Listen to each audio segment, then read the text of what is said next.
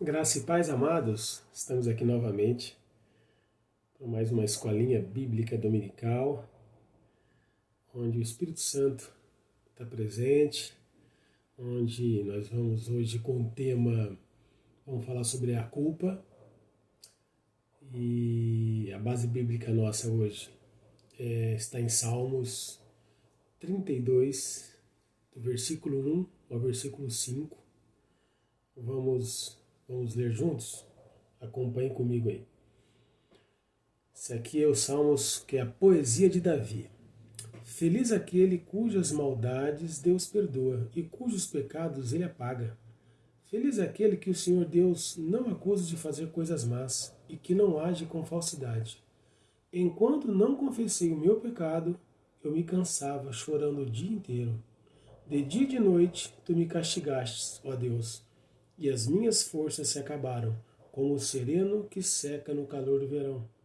Então eu te confessei o meu pecado e não escondi a minha maldade. Resolvi confessar tudo a ti, e tu perdoaste todos os meus pecados. Eu queria fazer uma introdução aqui da culpa, para depois a gente começar a dividir os tipos de culpa, a culpa do pecado, as inúmeras culpas aqui, para que o Espírito Santo fale conosco. Todos nós sofremos com a culpa. Alguns hoje, outros ontem e muitos amanhã. Desde a queda do homem, ele sofre com a culpa. Se você ler Gênesis capítulo 3, de 8 a 12, vai estar falando da queda do homem. Embora haja culpa procedente, a maior parte das pessoas sofre de sentimentos de culpa improcedente, ou seja, quando na realidade ela não fez nada, mas sente que fez e se sente culpada. Como no caso dos filhos que se culpam pela separação dos pais, pessoas que se sentem culpadas por terem deixado que adultos abusassem sexualmente delas, quando ainda crianças, mulheres que se sentem culpadas por terem sofrido estupro, e etc. Tem vários tipos, né? De culpa, de peso. Há muitas pessoas com esse problema hoje. Nesse estudo a gente vai focar, vamos nos deter na culpa gerada pelo próprio pecado. Segundo os especialistas, os aconselhadores bíblicos, né, existem dois tipos de culpa. A culpa real e a culpa sentida. O que é a culpa real? O que ela fala para nós? É a culpa que existe porque uma lei foi quebrada, independente se você sentiu culpa ou não. A culpa real, ela se divide em 4 partes. Culpa legal. O que seria essa culpa legal? Quando uma lei é quebrada, quer dizer, quando a gente comete uma transgressão. Vamos dar exemplos típicos aí. Ultrapassar o sinal vermelho, andar acima da velocidade permitida, roubar um chocolate no supermercado. Perante a lei, aquele que assim proceder é culpado, independente de ser apanhado ou sentir remorso. Essa é a culpa legal. Qual é a outra culpa? Culpa social. Quando quebramos uma lei não escrita, mas socialmente imposta. Vamos dar um exemplo? Fazer fofoca. Fazer uma brincadeira de mau gosto ou comportar-se com grosseria. Aqui nenhuma lei é quebrada e talvez não chegue a causar remorso na pessoa, mas feriu o código ético social. Então essa é a famosa culpa social. Outra culpa, a culpa pessoal. O que será que essa culpa pessoal nos fala? Quando não fazemos o que é correto. Exemplo. Vamos sempre dar exemplo para ficar mais claro. Não devolver o troco que foi dado a mais. Colar numa prova ou ignorar alguém necessitado. Sentimos ou não culpa, mas temos certeza de que não foi correto o que fizemos. Fica aquela coisa, né? Quando a gente faz alguma coisa errada, né? Incomoda. Quando está incomodando, isso é bom sinal. Quer dizer que está próximo ao arrependimento. Está próximo ao perdão. Agora vamos para outra culpa. Culpa bíblica. Quando uma lei de Deus é quebrada, a Bíblia chama essa condição de pecado. Então aqui a gente falamos de 4 tipos de culpa, né? As 4 partes de uma culpa real. Agora a gente vai falar da culpa sentida. O que seria isso? É aquele sentimento desconfortável, remorso ou vergonha que surge com frequência quando falamos, fazemos ou pensamos algo errado, ou deixamos de fazer o que entendemos ser o correto. Isso é uma culpa sentida. Como resultado do sentimento de culpa surge o quê? O desânimo, a ansiedade, o medo do castigo. Aqui a gente tem uma aplicaçãozinha. Quando o sentimento de culpa pelo pecado nos aflige, ele tem um propósito benéfico. Serve de aviso de que alguma coisa está errada no nosso relacionamento com Deus ou com os outros. Então, esse sentimento de culpa é porque a gente errou, a gente falhou. Isso é bom sinal, como eu disse lá atrás. Ele serve, né? Ele tem um propósito benéfico. Para quê? Para que a gente veja que algo não está bem, ou estamos longe de Deus, ou precisamos nos redimir e começar um novo andar com Cristo, né? E se esse complexo de culpa tá por outras pessoas, então você vai lá e vai pedir perdão. Você vai pedir perdão para Deus, vai pedir perdão ou pro irmãozinho, ou pro amigo, ou pro primo, aquilo que está te afligindo, aquilo que está te fazendo mal. Aí você é renovado e começa tudo de novo. Então é bom sinal quando você tem esse sentimento, quer dizer que algo está errado. Né? Então alguma coisa não está bem no relacionamento com Deus. Aí o que você vai fazer? Vamos restaurar isso aí. Só Jesus Cristo, né?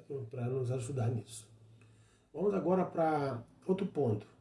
A Bíblia e a culpa. Na Bíblia encontramos pouca diferença entre ser culpado e haver pecado. A pessoa é culpada no sentido bíblico quando desobedece a uma lei ou a um princípio da palavra de Deus. O propósito, na verdade, é espiritual, pois visa estimular o quê? O ser humano a mudar de comportamento e buscar o perdão de Deus, além de ajudar a resolver conflitos com outras pessoas. Por outro lado, também existe um falso sentimento de culpa, que é o famoso complexo de culpa. Quando a pessoa coloca sobre ela pesos e cobranças que o próprio Deus não faz. Tem muito disso, a gente tem que tomar cuidado com isso. Deus não bota o fardo maior que a gente possa carregar e, às vezes, estamos querendo carregar o mundo, resolver tudo. Não resolve. E cria o quê? Problemas para nós, consequências, como falamos lá atrás, pode causar o quê? Ansiedade, que é hoje uma das maiores causas do mundo, né? Depressões. Por quê? Porque estamos carregando um fardo que não é para carregar. Deus não botou esse peso para gente. Continuando aqui. Complexo de culpa versus tristeza construtiva. Vamos ler 2 Coríntios capítulo 7, 6 a 10, para a gente entender um pouco de o que é esse complexo de culpa versus tristeza construtiva. Acompanhem comigo aí. Porém Deus, que anima os desanimados, nos animou com a chegada de Tito. E não foi somente a chegada dele que nos animou, mas também a informação dada por ele de que vocês o animaram. Ele contou que vocês estão com saudade de mim e diz que estão muito tristes, estão prontos para me defender. Por isso agora estão mais felizes ainda. Não me arrependo de ter escrito aquela carta, embora vocês tenham ficado tristes por causa dela. Quando soube que a carta os deixou tristes por algum tempo, eu poderia ter ficado arrependido. Mas agora estou alegre. Não porque vocês ficaram tristes, mas porque aquela tristeza fez com que vocês se arrependessem. Aquela tristeza foi usada por Deus. E assim nós não causamos nenhum mal a vocês. Versículo 10. Pois a tristeza que é usada por Deus produz o arrependimento que leva à salvação. E nisso não há motivo para alguém ficar triste. Mas as tristezas deste mundo produzem a morte. Agora vamos vamos ver o que Paulo fala da tristeza, complexo de culpa com tristeza construtiva. Nessa passagem, Paulo ele contrasta a tristeza segundo o mundo com a tristeza segundo a vontade de Deus, que é uma tristeza construtiva, pois leva a uma mudança positiva. Vamos dar um exemplo aqui, ó. Versículo 10, que nós lemos agora. Tristeza segundo Deus, que é a tristeza construtiva. O que ela produziu aqui no versículo 10? Vamos ler de novo. Pois a tristeza que é usada por Deus produz o arrependimento que leva à salvação. E nisso não há motivo para alguém ficar triste. Então, produz arrependimento para a salvação. Essa é a tristeza construtiva, que é a tristeza segundo Deus. E a tristeza segundo o mundo?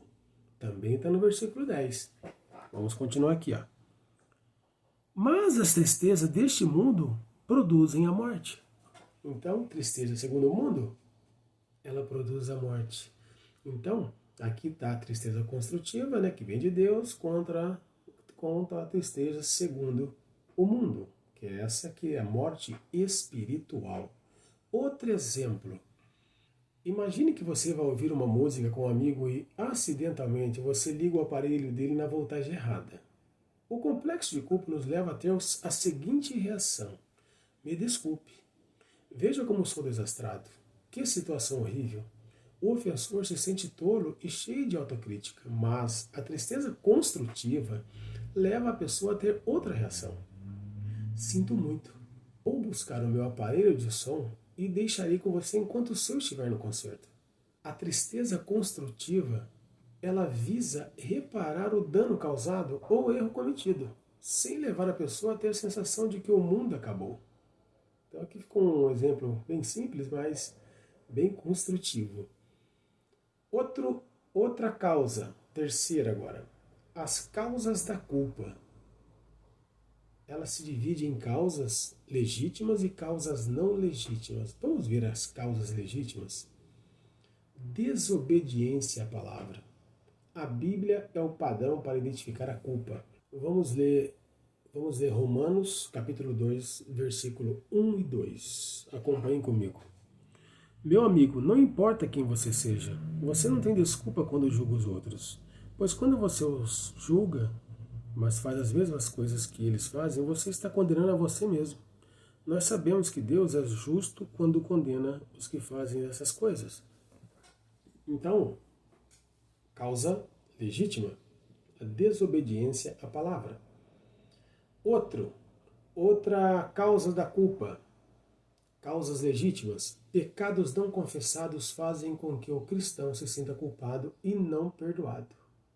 1 João 1,9, acompanhem comigo. Mas se confessarmos os nossos pecados a Deus, Ele cumprirá a sua promessa e fará o que é correto. Ele perdoará os nossos pecados e nos limpará de toda maldade. Palavra de Deus, a segurança.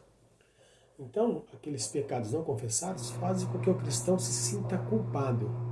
Confessa o seu pecado. Se livra dele. Arrependimento verdadeiro. Fala de coração para ser lavado. Lembra que a gente está na porta da graça. Jesus ainda está aqui. Ele não arrebatou a igreja ainda. Está faltando pouco tempo, né? A qualquer momento. Mas para que você vai carregar esse peso? Para que ficar carregando? Se liberta dele. Pedindo perdão. E começa tudo de novo. Você vai estar leve. Sua caminhada vai ser suave. Aí você, no dia após dia, você se liberta.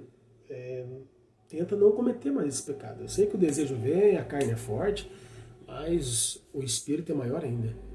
Por isso que, qual que é o segredinho que nós temos cristãos? É estar em constante caminhada com Cristo. Buscando, orando, meditando, para você ficar forte e a cada dia se afastar daqueles pecados que hoje você comete todo dia. Por isso que a gente tem que estar se alimentando. Vamos para outro. Conflitos não resolvidos. Quando negamos conceder perdão ou pedir perdão. Acompanhe comigo. Mateus capítulo 6, 14 e 15. Porque se vocês perdoarem as pessoas que ofenderam vocês, o Pai de vocês que está no céu também perdoará vocês. Mas se não perdoarem essas pessoas, o Pai de vocês também não perdoará as ofensas de vocês. Oração do Pai Nosso. Outra causa legítima. Satanás. Ele causa sentimento de culpa por meio da acusação. Ele é campeão em te acusar. Vamos ver Apocalipse, capítulo 12, versículo 10. Então ouvi uma voz forte no céu que dizia: agora chegou a salvação de Deus. Agora Deus mostrou seu poder como rei. Agora o Messias que ele escolheu mostrou sua autoridade. Pois o acusador, que é o diabo, dos nossos irmãos, que estava diante de Deus para acusá-los dia e noite, foi jogado fora do céu. Então, aqui nós temos o quê? O diabo, que num futuro breve, ele vai ser totalmente preso, eternamente, lá no inferno. E, infelizmente, junto com ele, se a pessoa não se converter, não entregar a vida para Cristo, ela estará junto dele. Palavras de Deus, isso é bíblico. Então, por isso eu repito aqui, né? Estamos no tempo da graça. Salvação está para todos, de graça, de graça.